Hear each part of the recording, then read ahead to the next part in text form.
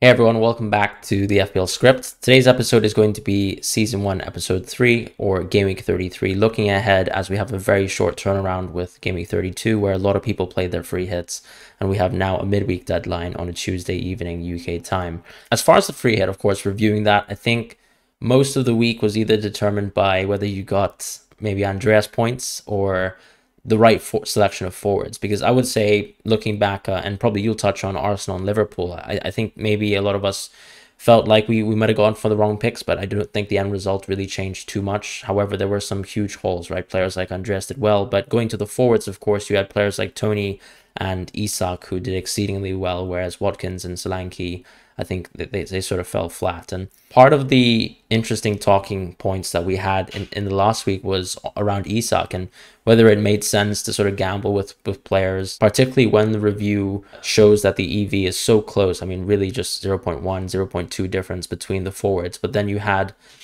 quite an interesting difference on market odds, particularly with someone like Isak, especially if also you had some conviction, I guess, on his X-Mins and whether he started. And of course, we had the same opinions on Gakpo, but that necessarily didn't pan out. I was a bit lucky getting so many points from Isak. It was a bit of aberration, I'd say, with Spurs playing a back four and being completely overwhelmed. And that allowed me to get a good free hit, really, with 79 points. And as I said, Isak mostly saving the free hit. I went for a Saka Martinelli template, went for Gabriel, didn't work out well, and I had Tony as well, the only other real differential in my team. Yeah, on the margins of being on the right side of the free hit, I ended up with 62 points, so a slight green arrow, but it is a green arrow, and it would have been disastrous if I had got a red arrow on a free hit. So thank God for that. But as same as yours, I have same three defenders, I think, and the same goalkeeper. And the only two places where we were different were I had Eze instead of your Tony, and I had Solanke for your Isak. And of course, both those players did not fare well.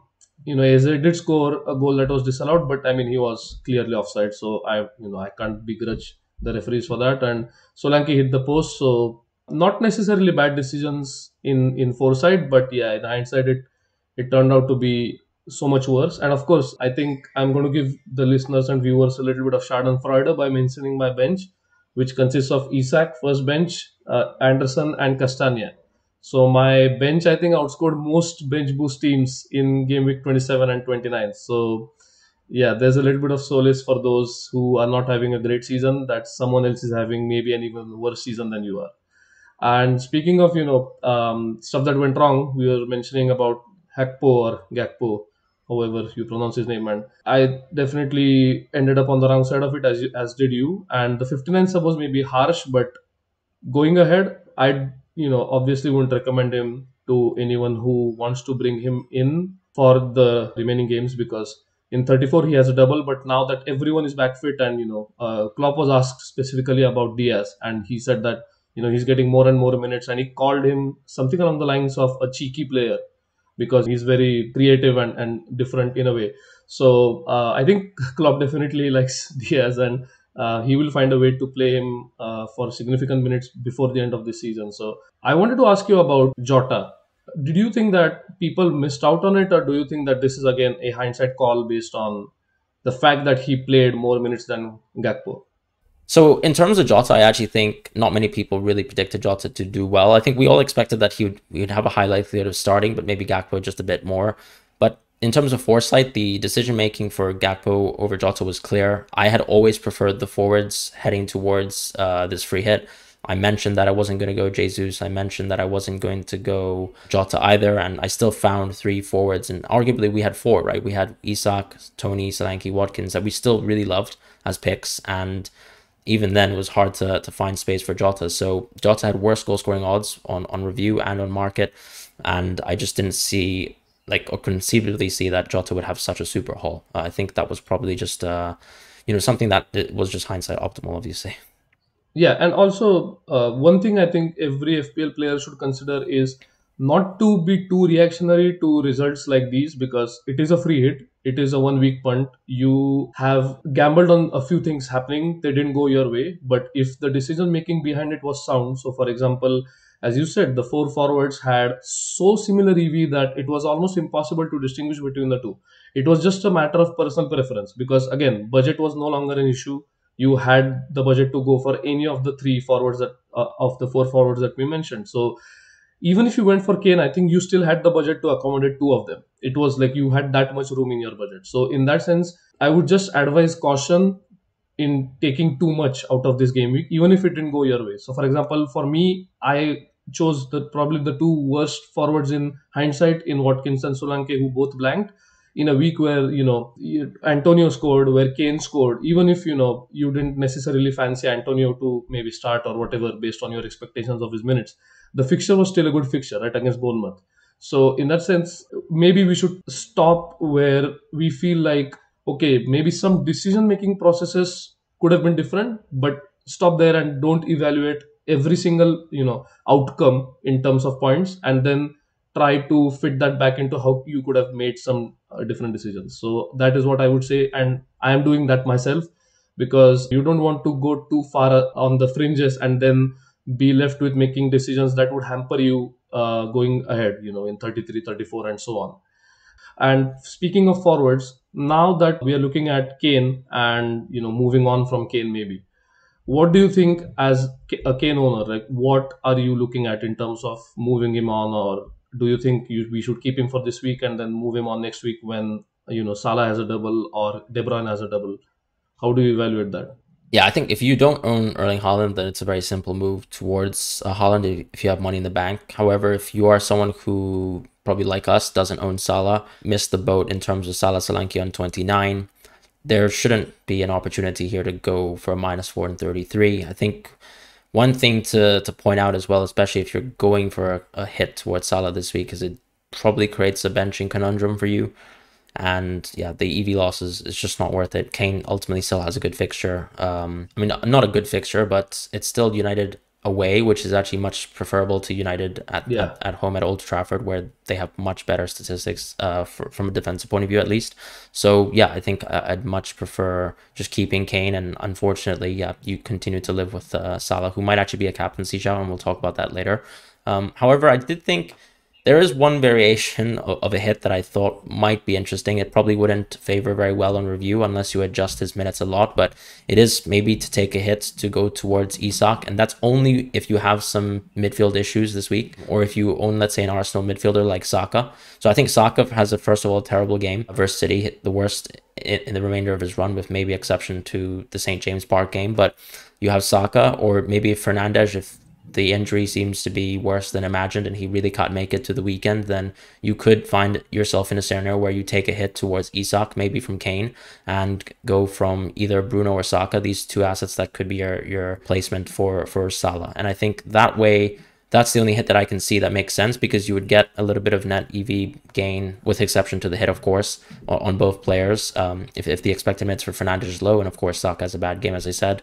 Otherwise, the move for people for a long time has been something like Solanke or Martial on 34. Why I don't like those moves is because look at his minutes to be high. And I think one thing to talk about with Isak is game state. And we talked about that in the previous pod, where he is someone that you keep on if you are continuing to look for goals. And interesting, I think Isak is one of those players where if a lot of goals have been scored, he probably has been involved in them. So that's the huge positive you have with someone like Isak, right? Whereas it's completely different to Martial, who's one of the interesting options for forwards for 33 and to plug really a hole in 34, because simply Martial is someone who will be subbed off even if United is trying to chase a game. If, let's say, they're struggling to win a game by 65, 70 minutes, you can see a Martial sub coming. It's already something that we've seen multiple times this season. Whereas with Isak, it's like you probably know that he'll stay until 90 minutes. So that's, for me, the interesting thing about X minutes that you have to think about when you compare options like Isak and Martial. And I know Martial has much better EV on 34, but as it comes down to it, you probably have to look at Isak. And also, there is an opportunity here to say just market odds has favored Isak for a long time now. And, you could argue that review is potentially slightly slower to adjust in terms of the EV of Isak and how to manage him as an asset. But he's an interesting one for me this week. Yeah, and also I think Isak's minutes have always been on the a touch on the lower side for good reasons, but still they are when you look at his immediate game week. Because if you look at long term minutes, I still think the average minutes might be correct, but you have to adjust his upcoming game week minutes for sure if you're looking at making transfers based on review suggestions. And with Martial, as a United fan, I'm telling everyone unequivocally not to bring him in, because he is the most injury prone player I have seen perhaps in my life, especially a United player. And I don't foresee a future where he doesn't get injured again for some reason. It's very unfortunate. There is a player in there, and we've been saying this for maybe 7 8 years now, and it just hasn't materialized for long enough. So Solanke, sure, you can maybe bench him when there are benching conundrums, because you can always legislate playing someone else who has similar EV over him, just because Bournemouth as a team would always be the underdogs, except for a few teams who are worse than them this season.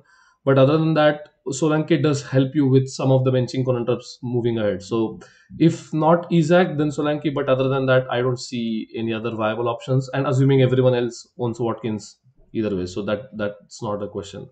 And also, do you think that Saka, transferring out Saka and transferring out Madison or Odegaard, is in the same boat? Because there is some price differences, right? So do you legislate like different moves for them based on the price differences? Yeah, I think what's interesting is the priorities in terms of the midfielders would probably be around the city mids, and that probably leads to a situation where you need to spend the transfers out of more expensive assets like a Madison, like a Saka. So that discussion that we had 2 weeks ago when I talked about how even though I ran, Rashford's X-Men as 0 for the rest of the season, and Madison became still the priority transfer for me, just suggests that, for these replacements, at least in the short term for us, particularly city mids, you need that sort of money. So Saka, I think, unfortunately, has to go out of most teams, whereas Odegaard might be a keep, for example, if you actually own both. However, if you are someone with Odegaard now, I guess his spot really is a replacement for another Brighton midfielder potentially. So even he can go. And I don't really know if there are too many managers left with Saka and Martinelli left, but I would prioritize going out of Saka first and then probably keeping someone like Martinelli or Odegaard for the time being, just because the priority transfer in should be a City player as of now, because we also have some issues, right? We have McAllister, for example. He could be playing DM, so we could now rename him to Max 6, but then also Fernandez, you have the injury Nice. situation, and I don't really think we're going to get updates from Eric Ten Hag before the deadline. So that's, more conundrum. So when you're thinking about prospective transfers, unfortunately, I think Saka has to make way, because you kind of need to take a gamble on a City mid. The issue, I guess, is what City mid to take, because Grealish seems rather nailed. And I think the question is, of course, what do you do with Foden and Mahrez? Because based on the expected minutes from Hive My Own Review, you'll see actually that Mahrez and Foden still trump players like Saka, players like Martinelli and Odegaard on EV. But the question is, can you actually do that as an FPL manager? Like, will you actually live with Foden getting benched for an entire game, with Mahrez getting benched for an entire game? That is true. Yeah, that's my question. Yeah. So, and also with the Fernand situation, he played after rolling his ankle for around 90 minutes, like or so. So I am not so sure of how bad the injury is. He will play how many ever minutes he can play, and that's Bruno Fernandes for you. And I'm glad we won, by the way, just on a side note. But if it has come at the expense of losing Bruno for a few games, I'm devastated a little bit, because not just for my FPL, which as a United fan, I do care about my team as well, but for Bruno's minutes as well, the uncertainty becomes so much now in for the Tottenham game, that if you, let's say, drop his minutes down by a lot for the next week, maybe review suggests a line where you transfer him out. Yeah. Because especially, like, let's say for your team, you can do Bruno to Salah and Kane to Isak, right? That's like one of the Yeah. things you have tried out, although there is a EV loss in that, but that is one of the lines you have tried out. So I hope we get some news on Bruno's supposed injury, or what is the nature of that injury. But the fact that he played on does make me hopeful that it's not a long term thing. So we'll see how that goes. And with the City minutes, I completely agree with you. Minutes wise, you have to be ready for benching headaches, in terms of, like, Pep's benching headaches, not ours. But so, and most of them will come on for a short period of time if they are not starting. So do be prepared for that. And also about Arsenal defensive replacements. So a lot of players own Gabriel, Zinchenko, maybe both, maybe Ben White, right? Because he's been on a hot streak, an insane hot streak. So do you think that replacing them with City defenders makes sense in 33, or do you think we should postpone them to 34, or maybe not. If not for City, someone like Robertson or Konate. Yeah, interestingly, review actually probably would suggest it if let's say I wanted to go for a transfer this week based on Fernandes actually being fit, then Zinchenko out to someone like Konate would make sense for me. But that's because I don't have money in the bank, right? I have 0.0 in the bank. However, if I had more money in the bank, I'm sure review would suddenly suggest players like Diaz, where it's a bad matchup versus Arsenal, but I still think, for example, West Ham away is going to be a tough match as well. So ultimately, Konate, I think, is probably the best budget sort of defender right now. I'd still actually prefer him towards a Newcastle defender, of course, for the same reason. You probably don't want to do that move this week, though, because, as I said, Konate and the City defenders have really bad fixtures. You probably already have Trent in your team, and if you don't have Trent in your team, you should still work your way towards Trent first. However, that doesn't need to happen this week because, as I said, it's an away game. I don't really see the benefit there. You should hopefully already have a third defender to call upon, whether it's Shaw, whether it's Chilwell, whether it's Botman, for example, or, as I said, a second Newcastle defender. That's what you should be looking at just playing this week. And this should be a week to actually just temper your expectations and make sure that you're actually fully prepared for 34, at which point then you action the move forwards for Konate, who I actually would say is probably 95% nailed, it looks. Like it's an eye test thing, but look, Jurgen play the same XI. We've actually seen a lot of rotation with the defenders with Liverpool. So more often than not this season, I've actually seen like Matip can come in one game, he can stink it up, and you'll see Joe Gomez in the next game. We haven't seen that with Konate, and it seems like he's locked down that position for now. They have enough rest with exception to 34, but I think if you go for Konate, you bite that bullet, right? Because even if he misses that game, you probably don't have super high expectations for him from an X-Men's point of view, but he still is clear on EV to a lot of the assets that we talked about, such as the Arsenal defenders. So that's why I like Konate. As far as Newcastle, you'll have to think about them very, very shortly too, particularly on 36 if you only have one of them. But it's not a move that's pressing right now. I think, of course, Isak, as I said, might be more pressing because he is the one Newcastle asset that I think I might miss on 36 that I would maybe regret missing. Yeah, that makes sense. Newcastle defense has always been a priority for most managers. We've seen that even in free hit week, right? Where we were essentially playing 10% of Trippier against 20% Yeah. of Newcastle defense, other than Trippier. Mm-hmm. So people have always favored Newcastle defense, I think, throughout the season. And the only thing is, if you have triple defense, you need to see maybe how you can make way for one of them to get Isak in Mm-hmm. 36. Now that the double game week fixtures have been announced. Moving on to forwards, as we've already spoken about, maybe it's time for Kane to go, and we've already discussed Jota, Isak, Watkins, Holland. Essentially your options to bring in when you transfer Kane out. Do you see any other option that maybe we are missing out, who has like maybe 34 decent fixtures in 34, and then we can look on to moving him on to Isak in 36? I mean, it would just be Tony for me. I think you've got a fantastic Oh, fixture, that's Nottingham Forest at interesting. home, 34. Yes, He is yes, an odd one because obviously I think I transferred him out hoping he'd be banned by now. I actually benefited yeah, from him in the free hit yeah, last week, and now yeah, I'm kind of staring at a lot of people who didn't free hit and they've got Tony in their team still. So Flapjack, I think, is a good example of that, yeah, and I think he's a keep. I think I wouldn't consider transferring him in just because I feel like I prefer Isak now because that would set you up all the way through even yeah, 36. But yeah, he would be a close second to me, and I'm assuming, of course, that most managers have Watkins because his EO is absurdly high, and he actually has probably the single game week best fixture out of all the non-premium players within the game. That Fulham fixture is very, very good. yeah. And again, as always, it comes down to who you captain in the game week, that most often impacts the rest of your game week, or the game week to come. And as always, we have the review and transfer algorithm picks. So I'll go ahead with the review picks, and you can follow up with the transfer algorithm ones. So review has Holland, Salah, and Watkins as the top three options. And again, I think Holland by far is going to be the most popular captain. With Salah, it's a similar situation to what it was with Saka and Salah last week, where if you want to go with, but of course it's a much closer decision than it was last week, because Salah was the overwhelming EV favorite last week. It's still a decision for you to make, in the sense that, if you don't rate West Ham's defense as much as maybe review has in terms of the EV, you can go for Salah captain, but you are staring at an almost 200% EO Holland. So depending on how much weightage you place on EO and other aspects of the game, maybe peace of mind, maybe stick to Holland. I think the transfer algorithm picks are something similar, right? Yeah, interesting. I mean, so no Watkins, but it's Haaland, Kane, Yeah, and okay. Salah in that order. Now, of course, Kane being up there is an interesting one. I guess it just depends on your valuation of United and Mm. their ability to keep clean sheet as well. But I mean, you can see, of course, the EV for United defenders is quite low on review, so I'm sure Kane is probably like a fourth option.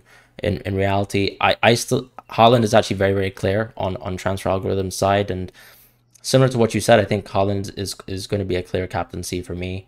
The fact that he's, as you said, already ahead of Salah. I think at one point in the week when I was actually just looking, I think Salah might have been ahead, but Yes. now with Haaland already ahead, and I'm sure that will stay the same as we head towards the deadline. I can't see a reason to go against Haaland captain, and I mean, especially when, for example, like Salah, the second overwhelming favorite has an away fixture. Yeah, I mean, would you be tempted by Watkins captaincy if you just go back quickly to the review picks? No, I don't think so. And I'm with you on the Holland pick because the EV gods demand it. And even if you build an ensemble model, I that's it's going to be the same thing Yeah. because he is the favorite on both models and maybe some other models as well. So even if you build an ensemble model of your choice, he is going to be the overwhelming favorite in EV terms. So just go with Holland, and you can enjoy Salah's points. I think because he will be less than 100% EO. Yeah, but it's about time us Kane owners get some points now. No, I'm kidding. Yeah, But I'm going to transfer him out, so I hope that doesn't happen. all right, we'll see. I might, depending on Fernandez. But as of now, thank you guys so much for watching, and we'll see you guys in the next episode. Yeah, see you next time.